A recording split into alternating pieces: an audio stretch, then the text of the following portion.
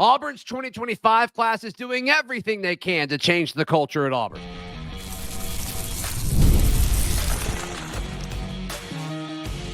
You are Locked On Auburn, your daily podcast on the Auburn Tigers. Part of the Locked On Podcast Network, your team every day.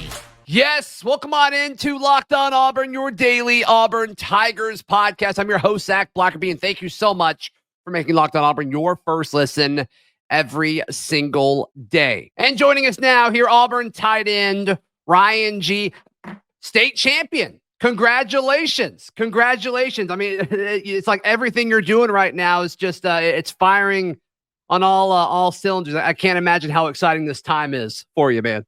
Yes, sir. It's definitely very exciting. Obviously, last year we also won the state championship. So going back to back, doing all the plans we had since this offseason, preseason, it's been great. Obviously, we hope the team next year does the same thing, but we left our legacy as seniors. We're the most winning class in Milton history. We played 59 out of 60 games. We lost to Caleb Downs' team, Mill Creek, our sophomore year, but ever since then, we've been rolling. Yeah, Ryan, what do you think about winning as it's tied to culture? I mean, that was a big talking point with this year's freshman class. I mean, a lot of these guys came from winning programs and were highly sought after recruits, much like your class that you're a part of now.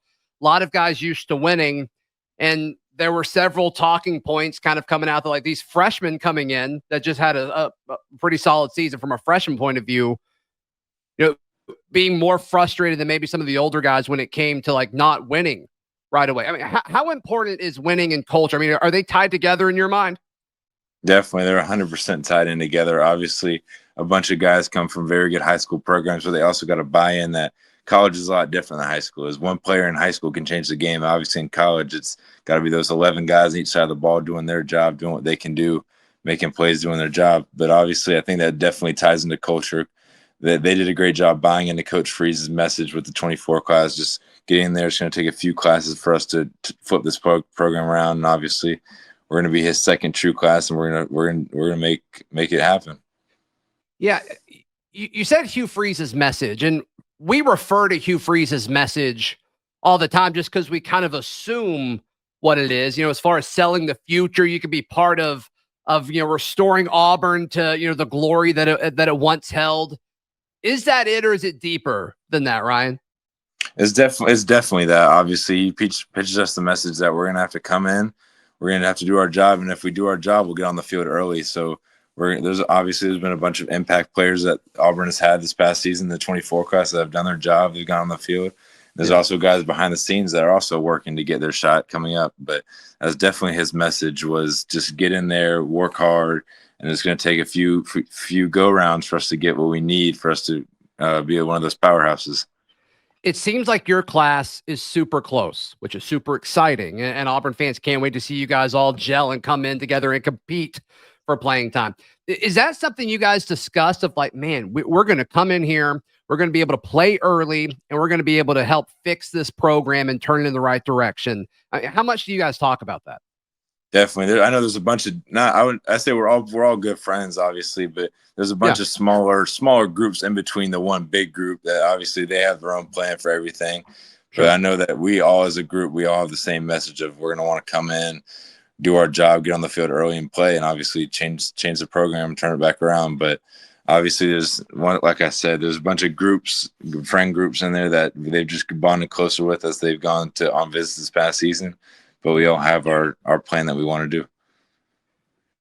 Who would you say you're closest to in this class? Is it Hollis because you guys are the two tight ends, or is it somebody else that just maybe your visits happen to line up more with them?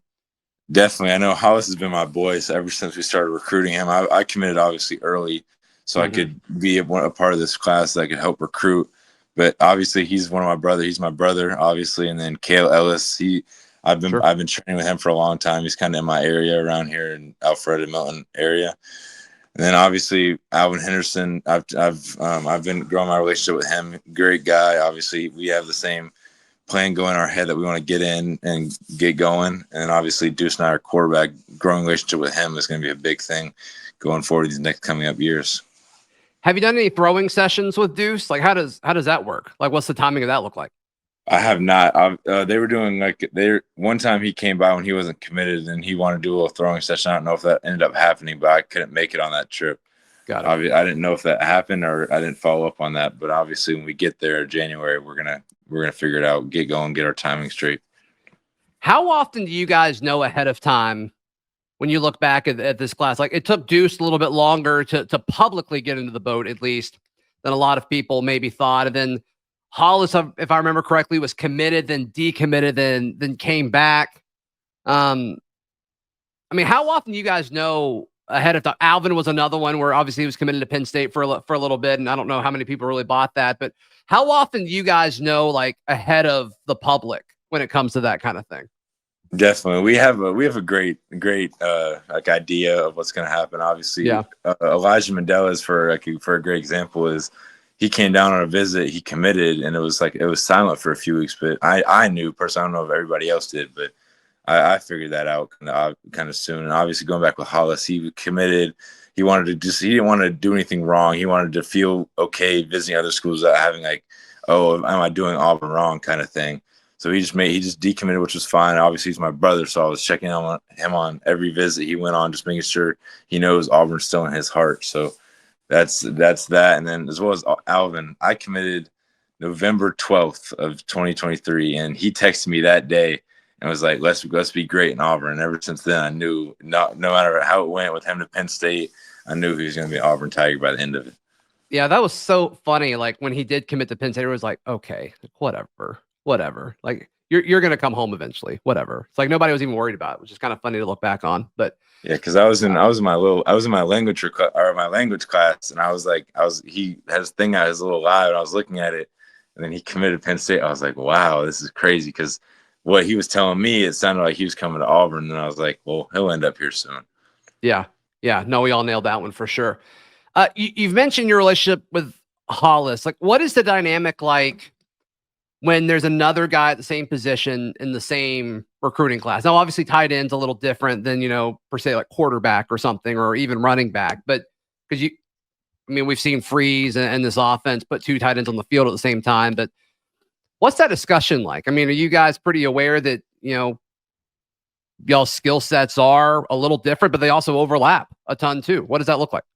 100%. Obviously, we know that we're both tight ends. We're going to both compete when we get to Auburn, but we know we're brothers. We're going to lean on each other, and we're going to help each other get to those times. I'm more of like an on-the-ball blocking, kind of when I get open, I'll make a play kind of thing. He's more like a split-out guy, perimeter blocking kind of guy. Obviously, we're going to help each other. I have a big task ahead with obviously Brandon Frazier, and I'm going to learn from him going with his senior season. I'm going to soak in as much information as I can. He's one of the best in the SEC, and I plan for him he obviously plans for himself to have a big final season on the Plains. So Hollis should do the same. Obviously, we brought in a tight end, so I think they're going to do a great job of hopefully teaching him the ropes, because everyone in this room has had experience in college football. We haven't, so as much information as we can both soak in. Yeah. The tight end room looks so much different now than it did even 3 weeks ago. And I want to get your thoughts on exactly what that means for you in just a moment, right here on Locked On Auburn. Today's show is brought to you by our friends at FanDuel. FanDuel's America's #1 sports booker. Right now, new customers at FanDuel, you can bet $5 and get $150 in bonus bets. Easy peasy. It's as easy as that. It doesn't matter what you bet on. Just that first $5 bet, if it hits, you get $150 in bonus bets, which you really can't beat. So just visit FanDuel.com to join today. That's FanDuel.com for your chance at all the money and bonus bets. Make every moment more with FanDuel, the official sports betting partner of the NFL and the Locked On Podcast Network. Ryan Ghea, our guest today, Auburn tight end. So the tight end room looks vastly different than it did just a few weeks ago. I mean, obviously Luke Deal runs out of eligibility. Then you've got Mike O'Reilly who opts in to transfer, and they go out and add Preston Howard. Kind of seems more of like a receiving type tight end from Maryland. This has got to be exciting for you, though, because with all this change, right, it comes opportunity. I mean, there's a lot of guys who played a lot of snaps last year. Obviously, Rivaldo Fairweather leaving, too. Probably should have led with him. But there's just so many snaps available for you and for Hollis and for all these newcomers to battle for. That's got to be an exciting thing. It's very exciting. When I committed, it was actually the two main guys that were helping me get there were Tyler Fromm and Micah Riley. So now both of them leaving the program. They're still my guys. Obviously, I wish Micah the best when he goes. I'm going to check up on him this next season coming up at A&M. But obviously, we added Preston, which is a big receiving threat. And I know that we have Brandon Frazier returning for his I don't know if his final year, but obviously most likely his final year on the Plains. Feels like it. I feel like he's been here a minute, but yeah, it's very exciting because I know Auburn does a great job using the tight ends in their offense, not just playing one or two. They bring in 13, even sometimes 14 personnel, as we've seen here in these past few years. So these new guys, Preston, me, Hollis, we're going to have to be ready to go. Obviously, Rico as well, with him being there last year. He's going to be a big time to see how he developed over this past season. Obviously, we expect a bunch of big things from the tight end room. We're going to continue to make this one of the best position groups on the Auburn position room kind of thing. What is the pitch from a scheme perspective when Hugh Freeze and this coaching staff pitch specifically tight ends? Like, does he show you tape of what he did with Evan Ingram at Ole Miss, or like what exactly does he show you guys?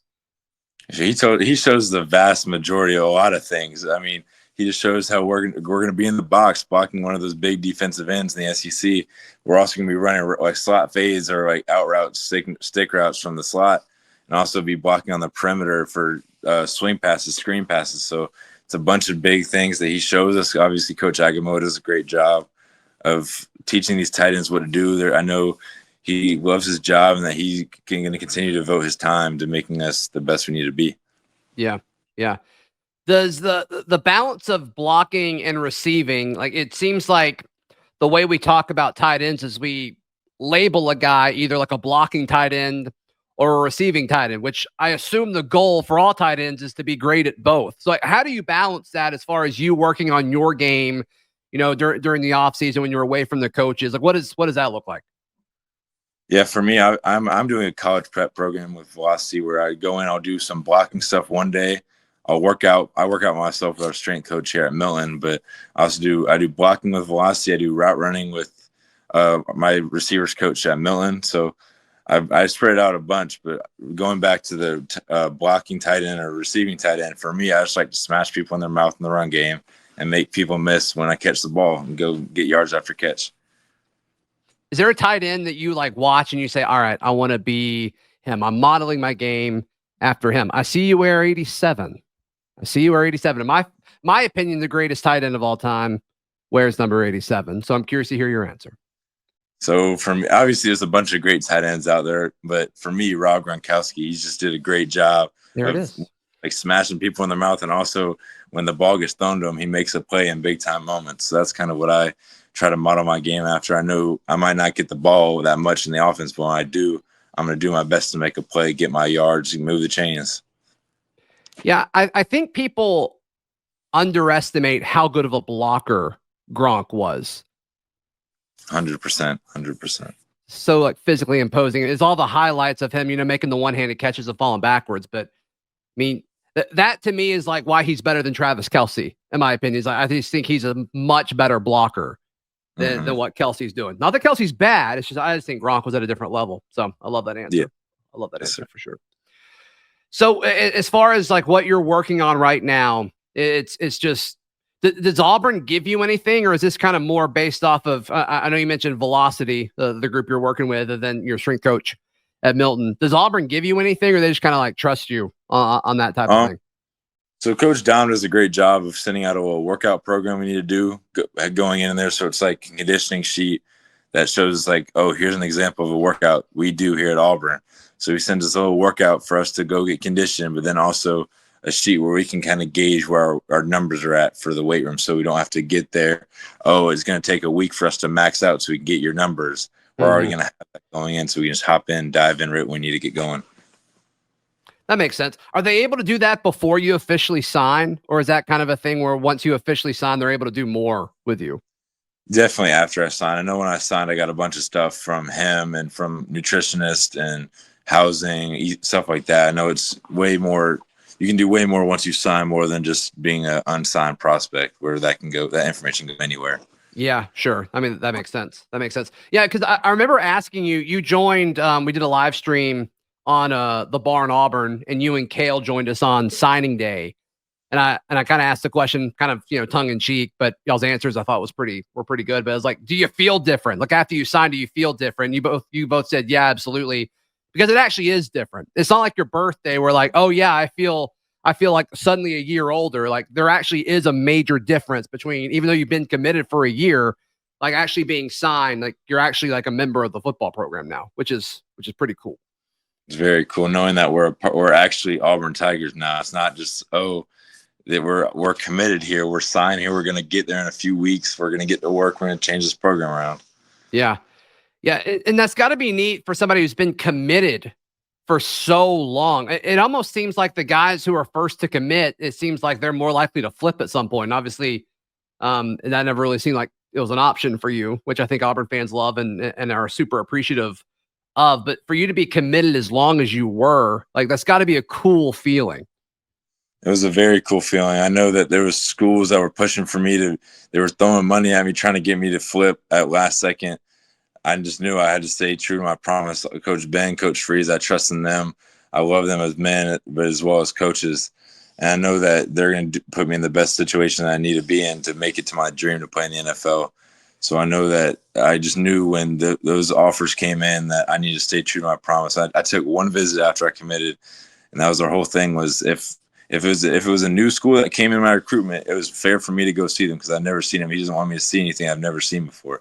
So he wanted me to go see it just so I knew that Auburn was better than where I was at. So that's interesting. I mean, that makes sense. I feel like that's reasonable. So you talk about the belief in Coach Freeze. I want to ask you about kind of a narrative that's popped up, and it doesn't seem like it's real. And so I want to jump on that in just a moment, right here on Locked On Auburn.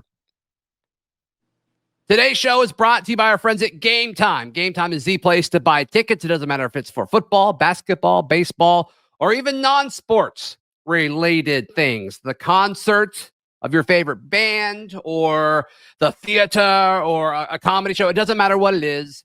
Game Time has you covered with Game Time picks. They give you curation to make it easier to save on more sports, concerts, comedy, theater tickets, and more. You also can toggle on and off all-in pricing. You can toggle this feature to show the total up front with no surprise fees at checkout. Download the Game Time app, create an account, and use code LOCKEDONCollege for $20 off your first purchase. Terms apply. Again, create an account and redeem code LOCKEDONCollege for $20 off. Download Game Time today. What time is it? It's game time. Ryan G, Auburn tight end, hanging out with us. So every commit, or I guess now signee that I've talked to, and then even incoming transfers, they talk about the belief in Hugh Freeze. And all of the folks outside of Auburn are keep asking the question of like, well, what if the class falls apart? Or what if the whole team transfers out? And that really, like, that hasn't happened. I mean, the clearly the players at Auburn believe in what Hugh Freeze and the staff are building, because actions speak way louder than words, and everybody's staying, or everybody wants to come and be a part of it. Ryan, what is that? What is it that they want to be a part of here? Definitely. We just want to be a part of bringing this school back to where it needs to be. Obviously, we all grew up watching Cam Newton dominate the Auburn football, so we need to take that back to where we need to be. The narrative was there about, oh, what if all these people leave, but they didn't. There was a few that left that maybe they went to what they thought was better opportunities, but that's good for them. But we had people like Donovan Starr that, oh, Georgia came in late, Alabama came in late, but he knew that he needed to stay home and change what he needed to stay here and do what he needed to do to be to go where he needs to go in the NFL. Yeah, no, there were several guys that kind of popped up and they're like, oh, Auburn's going to lose them. And they really didn't. Clearly everybody's bought in and on the same page, which I think is super, super crucial. What was your initial reaction when you discovered that Jackson Arnold was going to be an Auburn quarterback?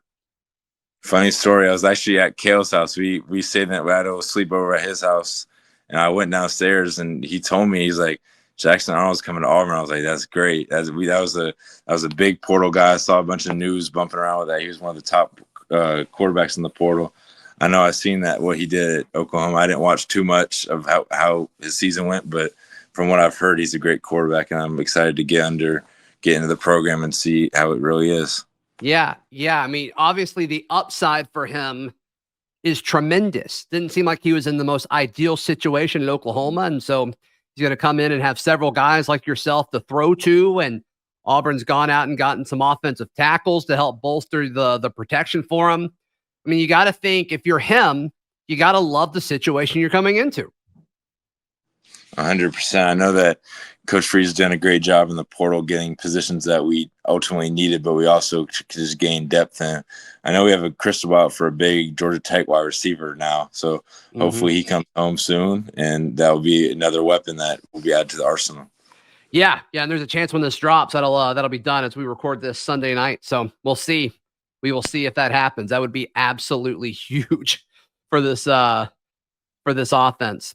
So I assume the answer to this is Brandon Frazier, and I'm sure Preston Howard's part of this too. But who are you most excited to just like watch in practice and learn from? 100% Brandon Frazier. I feel like we definitely play football and play tight end the same exact, close the same way. So learning from him, him being one of the older guys in the room, that he's had experience. So I just want to soak it in, take in all the information I can. Hopefully that I can earn his respect so he can take me under his wing, so he can teach me all the things he needs to know, because I want to be ultimately like a player like he is when I get later down the road in college football. Yeah, no, I think Brandon Frazier seems like a stand-up dude, and when he was throwing the football, he catches it. And so we'll see what he looks like in that larger role going into next season. So that'll be great. So Ryan, we're planning on doing this every other week for the foreseeable future. And so I'm excited to have you be a really big part of the show moving forward, man. Yes, sir. Thank you. I appreciate it. Yep, absolutely. If fans want to kind of give you some love and, see what you're doing, I don't know how often you post on socials or anything, but like, where can they find you? Definitely. My Instagram is Ryan G _2025. I'm on there for almost every day. Obviously, if you DM me, I respond to most every DM I can get to. And Twitter, obviously, is Ryan G 2025. And then even I have Snapchat as well, Ryan G87, if you want to reach me there. There you go. So yeah, be sure to give Ryan some love, and he's gonna be a big part of the show in 2025. So we're excited to have him. Hey, please like the video, please subscribe, and we will see you next time. This has been Locked On Auburn.